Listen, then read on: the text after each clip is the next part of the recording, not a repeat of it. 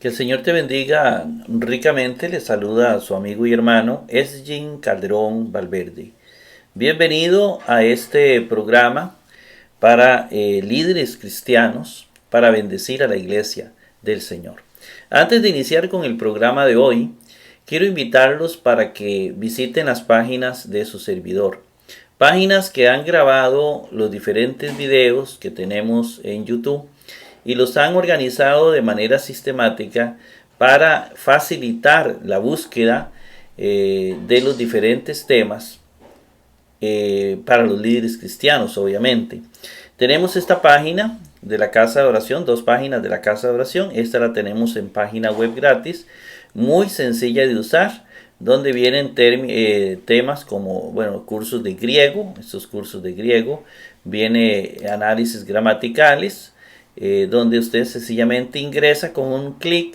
Viene también los cursos de hermenéutica que estamos grabando, y vienen otros temas parecidos. Igualmente tenemos la página en Overblock, una página que tiene un menú amplio para que usted pueda explorar. Tenemos también en Facebook el grupo Teología y Hermenéutica Bíblica con énfasis en gramática griega. Es un grupo hecho para líderes cristianos, donde estamos compartiendo una cantidad de temas relacionados con la formación cristiana, con la teología, etc. Yo lo insto para que usted ingrese y sea parte de este grupo, participe si es teólogo o si tiene conocimientos en hermenéutica, compartiendo sus conocimientos con los líderes cristianos. También yo lo insto para que usted visite el canal de YouTube, explórelo. Hay listas diferentes donde también los temas vienen organizados y usted puede ser de alguna manera bendecido con alguno de los temas que ahí presentamos.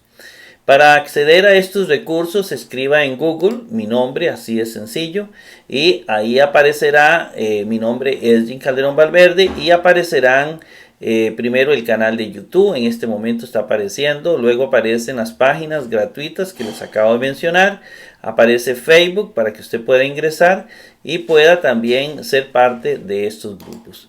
Y también quiero invitarlo para que se inscriba en el diccionario digital excavadigital.com. Este diccionario, excavadigital.com, es un diccionario que nos sirve para traducir textos griegos. Es más que un diccionario, porque aparte de la palabra que trae, la palabra como aparece en el Nuevo Testamento, nos va a dar la categoría gramatical a la que pertenece, los accidentes gramaticales del término, el paradigma al cual pertenece y los textos bíblicos en el Nuevo Testamento donde esa forma concreta aparece.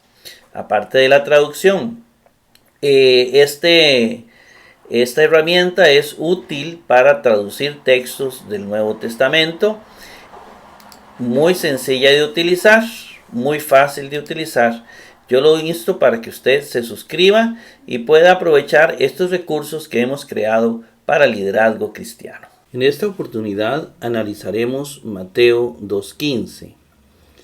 Antes de iniciar con el análisis gramatical de Mateo 2:15, déjeme invitarlo para que se suscriba a mi canal de YouTube.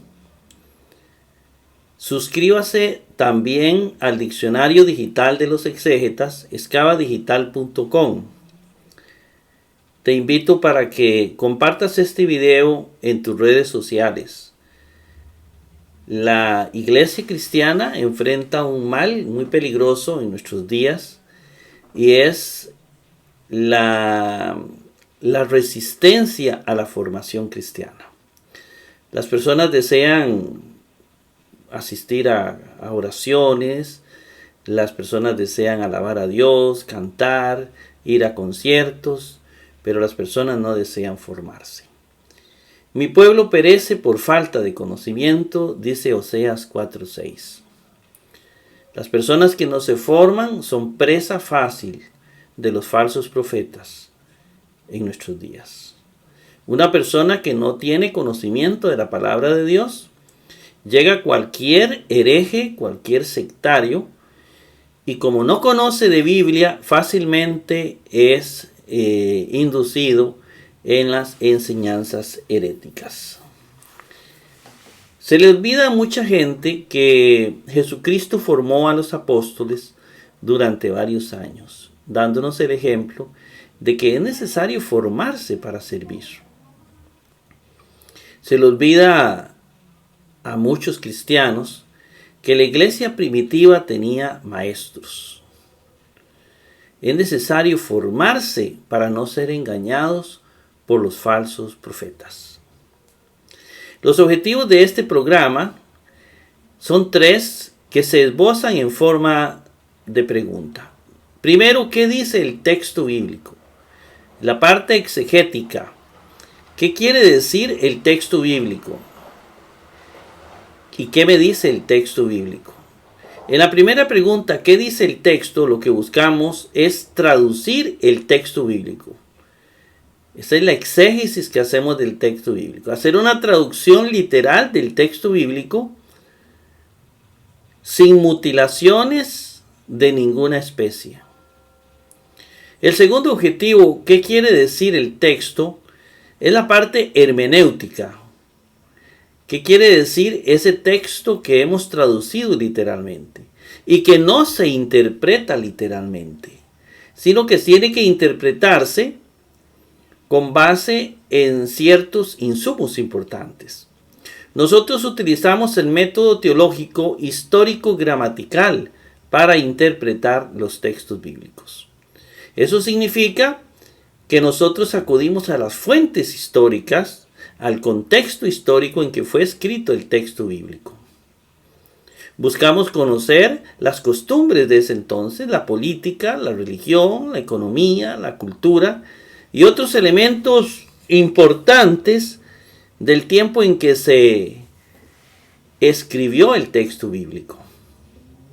Tenemos cursos de hermenéutica, aquí tenemos uno en mi canal de YouTube, pero hay miles de cursos de hermenéutica, hay miles de libros de hermenéutica en las librerías cristianas. También tenemos cursos de introducción al Nuevo Testamento que nos presentan un panorama amplio del texto bíblico, del libro que estamos estudiando. Los insto para que busquen, para que ustedes se formen y de esa manera ampliemos nuestros conocimientos para interpretar, para aplicar la hermenéutica en esta parte. La parte gramatical es fundamental también. Aprender la gramática griega, tenemos cursos de griego en mi canal de YouTube. Y también es importante este tipo de programas donde estamos haciendo un análisis de versículo por versículo para no ser engañados por los falsos profetas. Y en tercer lugar, ¿qué me dice el texto a mí? Es la parte teológica bíblica. Una teología bíblica cristiana es la que me lleva a vivir el compendio teórico. Yo no debo llenarme de teoría solamente para tener teoría y conocimiento. El conocimiento que debo tener es para aplicarlo. Debe haber un equilibrio entre el conocimiento que tengo y que cada día tiene que ser más grande. Tenemos que crecer en conocimiento, pero también es para aplicarlo. El evangelio que Jesús predicó fue un evangelio práctico. Fue un evangelio para ser vivido, no solo para ser conocido.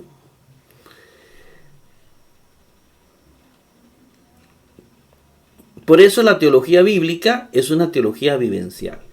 Si la teología que tú tienes no te lleva a una vivencia, será cualquier tipo de teología menos teología bíblica.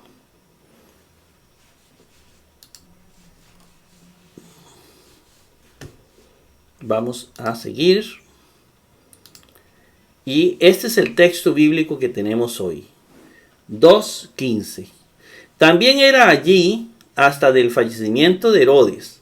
También era allí, es lo mismo que decir, también estaba allí hasta el fallecimiento, hasta que murió Herodes.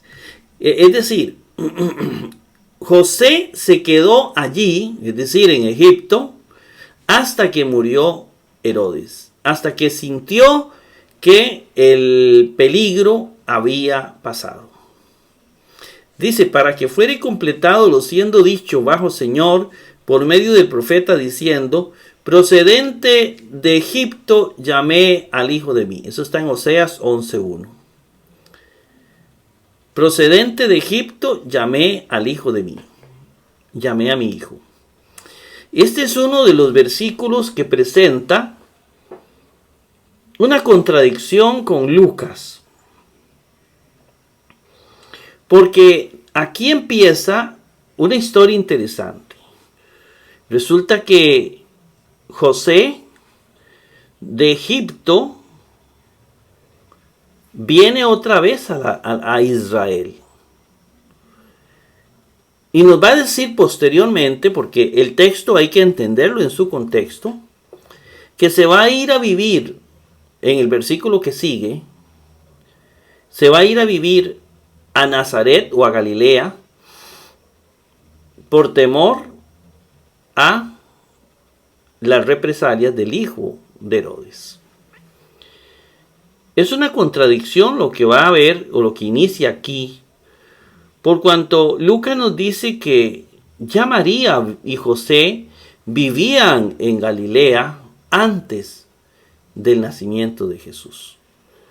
Aquí cuando dice que José es llamado de Egipto a la tierra de Israel, lo que nos está diciendo es que sencillamente se fue a vivir a Nazaret o a Galilea porque él era de ahí. Se fue a vivir a su tierra. Él creció en Galilea, no sé en qué momento, pero él creció en Galilea, es lo que nos dice Lucas. Bien, este texto, la Reina Valera lo traduce así: estuvo allí hasta la muerte de Herodes para que se cumpliera lo que dijo el Señor por medio del profeta cuando dijo, de Egipto llamé a mi hijo. En Jerusalén dice, y estuvo allí hasta la muerte de Herodes para que se cumpliera el oráculo del Señor por medio del profeta, de Egipto llamé a mi hijo. Y esta palabra oráculo es una palabra interesante porque viene de manera tácita en el texto bíblico. Es decir, viene bien. Lo vamos a ver ahorita en la traducción. Vámonos al interlineal. Y aquí es donde vamos a ir viendo ese montón de elementos. Caí también, in, era, aquí, allí, eos, hasta, tis, teleftis, del fallecimiento, irodu, de Herodes. Ina, para que, plirosí, fuere completado, to, y aquí viene un sustantivo tácito. Un sustantivo tácito, que es rema. Rema es palabra. O, como dice la Jerusalén, el oráculo. El oráculo. Este rema, que ustedes van a ver y que vamos a incluir como un elemento tácito, solo es mencionado el artículo, que muchos dicen que es el artículo del participio. Si bien el participio lleva artículo, es entre el artículo y el participio hay un sustantivo siempre de por medio. Un sustantivo que tiene que conjugarse en género, número y caso con el artículo. Siempre. Bien, entonces ahí va la palabra risen siendo dicha y po bajo Quirio de Señor. Dia, por medio de él, tu profito del profeta legontos, diciendo, ex procedente de Egipto o de Egipto, calesa llamé ton yon al hijo mu de mí. Ese es el texto bíblico. Decirles que el capítulo 1 y 2 de Mateo no son parte del llamado documento Q, del cual fue tomado Mateo, Marcos y Lucas de acuerdo a una teoría X. Mateo capítulo 1 y capítulo 2 no son parte del documento Q por dos razones. Una, porque no se incluye en los evangelios, en Marcos y Lucas. Y número 2, porque hay contradicciones, y aquí comienza una contradicción con el Evangelio de Lucas. Entonces, esto es parte, Lucas no menciona este texto tampoco, ni parece conocerlo bien. Bien, estos capítulos son relatos elaborados por un agiógrafo desconocido. Nadie sabe quién escribió el capítulo 1 y 2 de Mateo. Pero eran documentos que pululaban en el pueblo. Dice Lucas que habían muchos escritos del Evangelio. Y de esos muchos escritos, el agiógrafo del Evangelio, según Mateo, lo recogió. Que también sabemos que Mateo no escribió Mateo, porque un apóstol no pudo haber escrito este Evangelio, si no hubiera tenido una autoridad enorme en la iglesia primitiva, y en los libros del primer siglo y segundo siglo. Eso fue una tradición que le montaron por una cuestión tal vez piadosa, pero no es Mateo el escritor de Mateo. El Evangelio de Mateo es desconocido en la iglesia primitiva y en parte del siglo II, o al menos no gozaba de gran autoridad en la iglesia oficial, como sí gozaba el Evangelio oral o las cartas de Pablo. El Evangelio era más oral que escrito, porque los mismos testigos eran los que relataban los hechos. Y las cartas de Pablo sí sabemos que fueron los primeros escritos oficiales en la iglesia. Hay evidencias incluso de que los sinópticos no fueron escritos para judíos, sino para personas que ignoraban el hebreo, gentiles, tal vez fuera de Israel. Como lo veremos cuando lleguen los textos bíblicos correspondientes. Comencemos con el análisis. Caí o que viene a ser una conjunción coordinada copulativa. Lo vamos a traducir como también. También como una especie de conjunción. Es una conjunción en griego, ¿verdad? Es una conjunción en griego.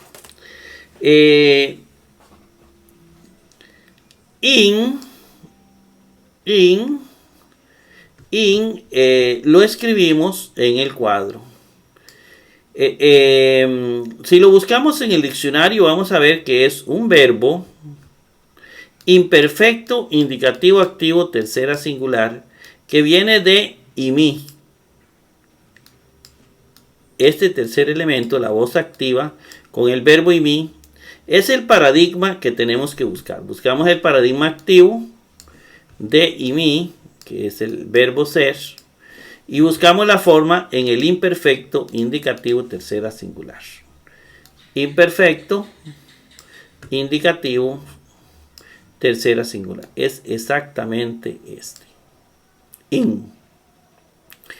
Y lo conjugamos en el imperfecto. Yo era, tú eras, él era.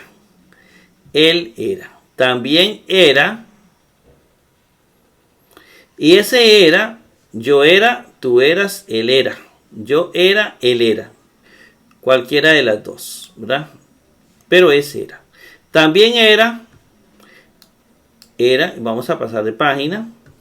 Aquí es un adverbio, aquí, que es allí. También era allí. También estaba allí. Eos es una preposición, la preposición hasta, ¿verdad? Hasta es una preposición también española, está dentro de nuestras preposiciones. Hasta, una preposición impropia con genitivo. Hasta, este es el que se usa desde hasta. Es decir, da un límite de tiempo. Hasta Y luego viene tis teleftis. Un artículo con su respectivo sustantivo. Y entonces lo escribimos en el cuadro. Tis teleftis. Lo buscamos en el diccionario, dándole a usted un ejemplo de cómo tiene que buscarlo, borrando la palabra que usted tenga ahí, o las palabras, y buscamos teleftis, ¿verdad? Teleftis. Aquí está. Bueno, vamos a acercarlo, porque si no, no lo vas a ver bien. Y es este, le damos un clic. Dice que teleftis es un sustantivo femenino singular genitivo. Es un sustantivo, la categoría gramatical sustantivo. Eso es parte del análisis morfológico de un texto. ¿Cómo lo aprendimos en el colegio, no? Un sustantivo masculino singular genitivo. Perdón, femenino singular genitivo. No estoy con Herodes, sino estoy con teleftis. Me salté un poquito la columna, ¿verdad? Bien, vamos a borrar esto porque si no lo voy a confundir. Bien, entonces teleftis es femenino singular genitivo. Escribimos la estructura femenina con todos los artículos para poder escribir en ella el paradigma. Y vamos a ver cuál es el paradigma. El paradigma es telefti. Lo escribimos. Aquí dice que el paradigma es telefti. El paradigma es telefti. Este es el paradigma. Lo buscamos y lo escribimos. Vamos a traducirlo como fallecimiento. Y lo tenemos aquí en negro y rojo. Vamos a ubicarlo dentro de los casos para ver qué caso es, ¿verdad? ¿Qué caso es? Entonces tenemos que teleftis termina en is. Y el que termina en if es este, que es un genitivo. Es un caso genitivo. Sabemos que es femenino porque todo esto es femenino. Es singular porque está en la columna singular. Y es genitivo. Y tiene el artículo tis que lo acompaña. Obviamente genitivo. Ambos son femenino singular genitivo. Es decir, recuerde que el artículo y el sustantivo corresponden en género, número y caso. ¿Está bien? Entonces, este sustantivo, que es la categoría gramatical, es femenino singular genitivo, que se traduce del fallecimiento. Del fallecimiento. Pasamos la página y ahora sí tenemos a Irodu. Irodu, también igual como todo, buscamos en el diccionario, borramos lo que hay y vamos a poner Irodu. Aquí lo tenemos, le damos un clic y tenemos que Irodu es un sustantivo masculino singular genitivo. Irodu es un sustantivo en la categoría gramatical sustantivo masculino singular genitivo. Esos son subcategorías, si usted quiere llamarle así, o yo le llamo también la situación gramatical. Y el paradigma es Irodis. Irodis. Ahí está. Este es el paradigma. Buscamos Irodis. Y como es un sustantivo masculino, ponemos la estructura masculina. Todo esto es masculino. Y acomodamos en la estructura masculina el paradigma de Irodis.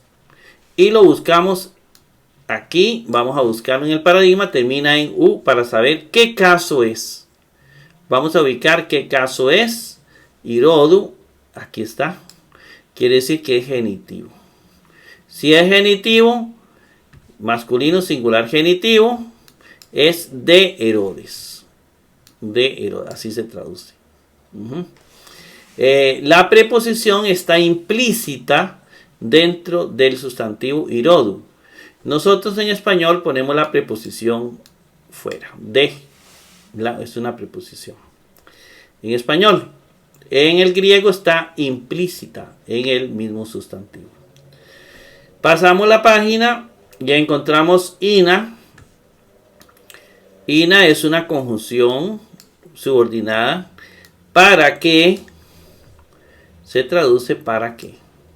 Es una conjunción, digamos, es una dentro de las categorías gramaticales, es conjunción, ¿verdad? Que es una categoría gramatical invariable, no varía, siempre es así, ina. Eso pocas veces lo explico porque uno cree que muchos lo entienden. Plirosí lo escribo en el cuadro y voy a buscarlo en el diccionario. Usted puede usar el diccionario que a usted le parezca. Nosotros hicimos este especial para traducciones, pero si usted encuentra otro mejor, utilícelo. ¿Verdad? Este es para que no nos enredemos. Plirosí, y aquí lo tenemos, ¿verdad? Plirosí. Dice que plirosí es un verbo aoristo subjuntivo pasivo tercera singular. Categoría gramatical, verbo aoristo subjuntivo pasivo tercera singular. Y el paradigma es plirou. Plirou. Entonces necesito la voz que es pasiva con el paradigma. Necesito buscar el paradigma pasivo de plirou. Aquí está el paradigma pasivo de plirou, que se traduce completar. Y la forma plirosí la voy a encontrar en el aoristo subjuntivo tercera singular. ¿Verdad? Aquí, en otras palabras, aoristo subjuntivo tercera singular. Ahí encuentro yo lo que se llama la forma. Entonces vamos a ver. Aoristo, tiempo aoristo. Este es el tiempo aoristo. Quiere decir que es una de estas dos columnas. Subjuntivo, modo subjuntivo significa que es una de estas tres filas. De estas dos columnas dijimos. Y dije que es esta. Y está en tercera singular. Plirosí es este.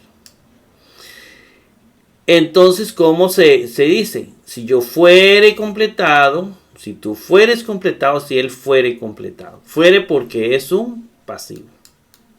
Es decir, fuere completado significa que el sujeto asume una posición pasiva y la acción verbal la realiza alguien externo a mí. Es pasivo el sujeto. Fuere completado, para que fuere completado, lo pasamos y viene to risen. Y ponga atención aquí, porque resulta que to risen, vamos a ir un momentito a to risen. ¿Está bien? Vamos a ir to risen. Porque resulta que to risen, esto es lo que tenemos. Un artículo con el participio. Vamos a ir un momentito aquí. To risen, ¿verdad? Un artículo neutro con risen. Véalo. To risen, que en este caso existe aquí y existe aquí. Bien. To risen. Es un participio. Este es el participio que tenemos. Lo siendo dicho, ¿verdad? Lo siendo dicho, este participio responde a un sustantivo. Siempre entre el artículo y el participio hay de por medio un sustantivo que es según el artículo, nominativo o acusativo. Es decir, siempre entre un participio y un artículo, en medio hay un sustantivo. Y ese sustantivo es conforme al artículo. En este caso, ¿por qué el artículo es neutro, singular, nominativo? Porque ese artículo, ese sustantivo, tiene que ser neutro singular nominativo. Eso es lo que me está diciendo el participio. Que él está respondiendo a un artículo que es neutro singular nominativo. Entonces vamos acá. De nuevo. Este artículo y este participio hacen referencia a un sustantivo que tiene como artículo to, que ya sea que es to. Eso lo tenemos clarito. Nosotros sabemos que es rema o riba, ¿verdad? Pero todavía no sabemos si es nominativo o es acusativo, ¿verdad? Porque dependiendo, así va a ser el participio. Entonces vamos a ver qué es. Para saber yo, torrisen, la palabra, ¿verdad? Torrisen, la palabra siendo dicha, la palabra, yo tengo que ver el verbo, plirosí. Y plirosí, tengo que ver, primero tengo que descubrir dos cosas. Uno, quién es el sujeto, y el otro, el predicado. Entonces, yo le pregunto a plirosí, recuerden que plirosí es fuere completado. ¿Qué es lo que es completado? ¿Qué es? Es decir, ¿quién realiza la acción verbal? Plirosí. ¿Quién? Recuerde que puede ser acción o estado. ¿Quién o qué realiza esta acción verbal? Plirosí es siendo fuere completado. ¿Qué es lo que fuere completado? La palabra. Correcto. La palabra es lo que es completado. Quiere decir que to risen, lo siendo dicho, es lo que es completado. Ese va a ser el sujeto de la oración, es decir, el nominativo. ¿Está bien? Entonces significa que este rema es neutro singular nominativo.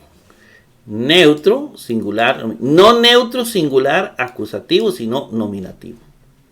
Porque es el sujeto del verbo plirosí.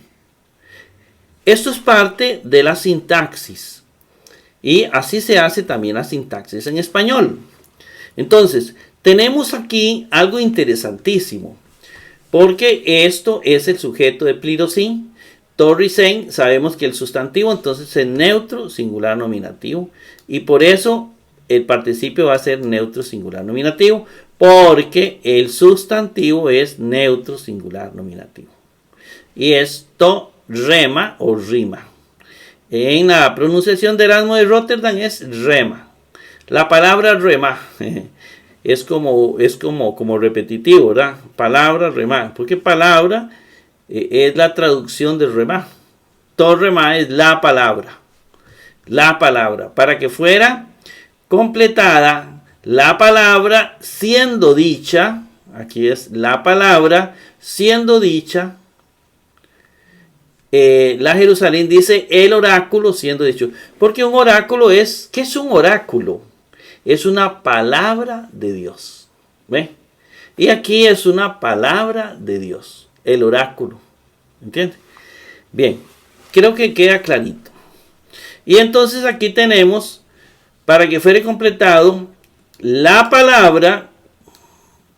Ahí no lo escribo en la traducción, pero se puede escribir la palabra siendo dicha, el oráculo siendo dicho. Si usted Ritzen lo traduce como oráculo, que vale, lo puede hacer. Pero yo no lo he hecho, pero podría hacerlo. ¿Está bien? To Ritzen. Este Ritzen, que ya dije que era un participio, ya se lo soplé, porque aquí está investigado, pero para ver, to Ritzen, usted sencillamente lo busca en el diccionario. Vamos a ver, para que no hagamos trampa. To Ritzen, entonces sería Ritzen, así. Y aquí está. Y Ritzen es un participio que puede ser aoristo pasivo neutro singular nominativo o aoristo pasivo neutro singular acusativo. Es decir, la diferencia está entre puede ser nominativo o acusativo. Y viene el paradigma del ego, ¿verdad? Risen viene del ego. Entonces uno busca el aoristo pasivo del ego. Este es el aoristo pasivo del ego, que se traduce siendo dicho porque es pasivo, es decir, el verbo ejerce una acción pasiva. El sujeto, perdón, lego, ¿ve? Que es decir, siendo dicho, así es que se traduce. Lo siendo dicho, eso es Risen. Lo siendo dicho, o el oráculo siendo dicho, o la palabra siendo dicha, cualquiera de esas se puede aplicar. Si alguien no lo entiende bien. Viene hipo. Hipo es una preposición con genitivo bajo o por, ¿verdad? Bajo, que es una preposición también muy española, y por también es otra. Estos son dos preposiciones españolas. Y es la traducción que le damos a por. Bajo o por. Recuerden que las preposiciones, yo quiero leérselas un momentito por aquello de las que alguien diga, pero ¿cómo hago yo para saber cuáles son las preposiciones? Eso lo voy a explicar en el curso de griego.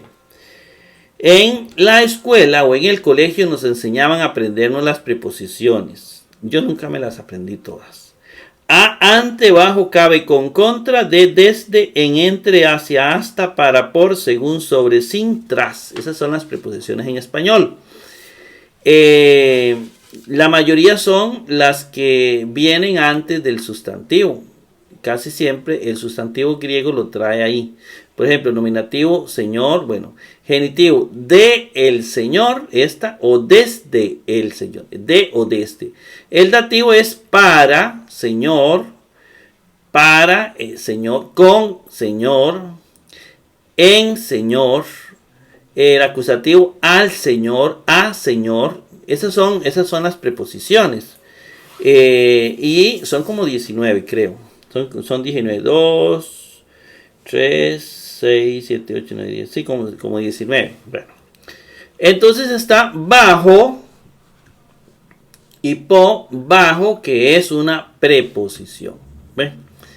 Bajo y viene Kiriu. Kiriu, si lo anotamos acá, lo buscamos en el diccionario y dice mucho, ay, pero es que eso es muy fácil. Sí, pero para el que está empezando no es muy fácil. Kiriu, le damos un clic, es un sustantivo masculino singular genitivo, es un sustantivo categoría gramatical masculino singular genitivo. El paradigma es Kyrios. En el caso de los sustantivos es la declinación, pero yo le llamo paradigma. Kyrios es el paradigma, ¿verdad? Se traduce como señor. Es un sustantivo masculino. Eso significa que anotamos la estructura masculina y dentro de la estructura masculina anotamos el paradigma Kyrios. Todo eso que usted ve aquí que anotamos dentro de la estructura celeste. Y Kiriu, yo tengo que ubicarla a ver qué caso es. ¿Qué caso es Kiriu? ¿Cuál de estos casos, ya sea singular o plural? Entonces yo veo la terminación U, la veo aquí y ya yo sé que es un genitivo. Entonces sería masculino, singular, caso genitivo. Eso significa que es de señor. Lo siendo dicho bajo señor o bajo de señor. Cualquiera de los dos. Pasamos la página y dice dia. Es otra preposición. La preposición por medio de, ¿verdad? La preposición por medio de. Esta es la preposición que se va a usar aquí. Y luego viene tu profitu, el artículo con su respectivo sustantivo. Lo escribimos en la tabla tu profito. El artículo con su respectivo sustantivo lo buscamos en el diccionario. En su diccionario, preferiblemente digital, pero si no, puede ser hasta manual. Nada más que es más lerdo. Profito, y me da esto, es un sustantivo masculino, singular genitivo. Entonces, es un sustantivo masculino. Escribimos la estructura masculina, porque ahí tenemos que llenarlo con el paradigma de profita, de profitis. Y luego dice que es singular genitivo, que el paradigma es profitis, ho profitis. Bueno, profitis. Ponga mucho cuidado ahí, porque entonces tenemos que tu profito, ahí escribimos el paradigma, profitis, que se traduce como profeta, y vamos a ver qué es, vamos a ubicarlo en el caso. ¿Qué caso es? Sabemos que es masculino porque es un sustantivo masculino. Singular o plural lo vamos a ver. Profito, profito, lo encuentro aquí, ¿lo ve? Quiere decir que es un genitivo, porque está aquí. Y luego veo el artículo tu, que lo acompaña, y aquí está. Los dos son masculino, singular, genitivo. Por eso se dice, los dos son masculino, singular, genitivo. Por eso se dice que el artículo y el sustantivo se corresponden en género. Los dos son género masculino. En número, los dos son número singular. Y en caso, los dos son caso genitivo. Compárelo. Pasamos la página. Bueno, del profeta se traduce, se me olvidó, ¿verdad? Del profeta. Ahí se va traduciendo la traducción correcta. Y dice legontos. Lo escribimos aquí. Diciendo. Legontos lo buscamos en el diccionario. Legontos. Le damos un clic. Me dice que es un participio. Pero mire que hay dos. Presente activo, los dos. Masculino singular genitivo o neutro singular genitivo. Tenemos un problema ahí con esos dos. Y el paradigma es lego. Vamos a ver. Entonces tenemos que es un participio, que es un presente activo. No sabemos si es masculino o neutro, pero sí sabemos que es singular genitivo y que viene de lego. Entonces anotamos el paradigma presente activo de lego. Este es presente activo de lego, que se va a traducir como decir. Y la forma está en el masculino singular genitivo, pero también está, como dijo el diccionario, en el neutro singular genitivo.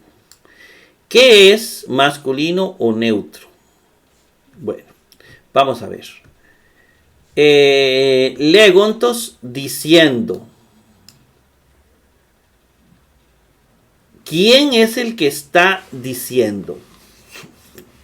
¿Quién está diciendo para saber si es masculino o neutro? Si el que está diciendo tiene género masculino, es masculino.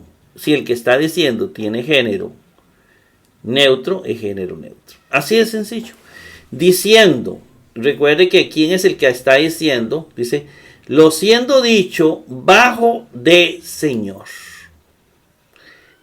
De Señor. Aquí está. ¿Quién es el que está diciendo? El Señor. Este Señor es el que está diciendo.